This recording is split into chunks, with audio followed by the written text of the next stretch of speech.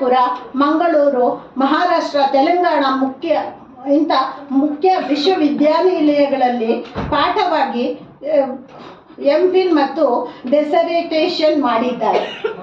ಈ MA ವಿದ್ಯಾರ್ಥಿಗಳು ತಮ್ಮ ಅಧ್ಯಯನದ ಒಂದು ವಿಷಯವಾಗಿ ಇವರ ಕಾವ್ಯ, ಗಜಲ್ ಮತ್ತು ಪ್ರವಾಸ ಕಥನ ಆರಿಸಿಕೊಂಡಿದ್ದಾರೆ.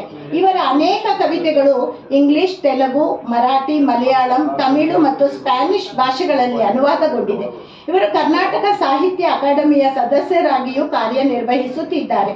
ಇವರು 5 ಕವನ ಸಂಕಲನಗಳು, 3 ಗಜಲ್ ಸಂಕಲನ, 5 ಗದ್ಯ ಕೃತಿ ಮತ್ತು ಸಮಗ್ರ ಸಂಕಲನ ಹಾಗೂ 1 ಬಿಡಿ ದ್ವಿಪದಿಗಳ ಸಂಗ್ರಹಗಳನ್ನು ಹೊರತಂದಿದ್ದಾರೆ. ನಾನು ಮತ್ತು ಅವನು, ನೀವು ಕಾಣಿರೆ, ಕಬಿ ಕಬಿ, ತನಹಾಯಿ, ನಿನಗಾಗಿ ಬರೆದ ಕವಿತೆಗಳು ಇವರು ಬರೆದ ಪ್ರಕಟಿತ ಕೃತಿಗಳು. 40 ಗಜಲ್ಗಳು, 35 ಗಜಲ್ಗಳು, 45 ಗಜಲ್ಗಳು ಇವು ಅವರ ಗಜಲ್ ಸಂಕಲನಗಳು.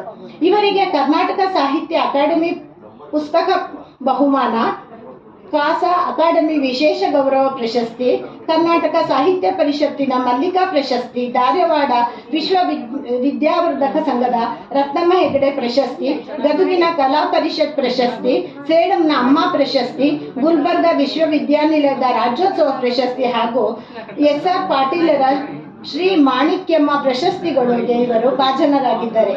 ಗಜಲ್ ಎಂದರೆ ಮೇಘಮಳೆಯ ಹನಿಸುವ ಮುನ್ನ ಮಣ್ಣಿನಿಂದ ಹೊಮ್ಮಿದ ಘಮ.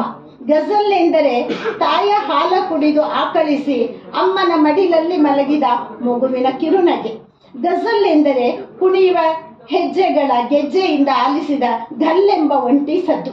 ಗಜಲ್ ಎಂದರೆ ಆಕಾಶ ಬಳಸಿ ಹಾರಿದ ಹಕ್ಕಿಯ ರೆಕ್ಕೆಯಿಂದ ಕಳಚಿ ಗಾಳಿಗ ನದಿ ತೇಲುವ ಹಗುರ ಗರಿಯ ಪರವಶತೆ. ಗಜಲ್ ಎಂದರೆ ಕಡಲ ಅಲೆಯಲ್ಲಿ ಒಂದೊಂದಾಗಿ ಸರದಿಯಲ್ಲಿ ಓಡಿ ಬಂದು ತೀರಕ್ಕೆ ಮುತ್ತಿಟ್ಟು ಕಳೆದು ಹೋಗುವ ಸಂಭ್ರಮ.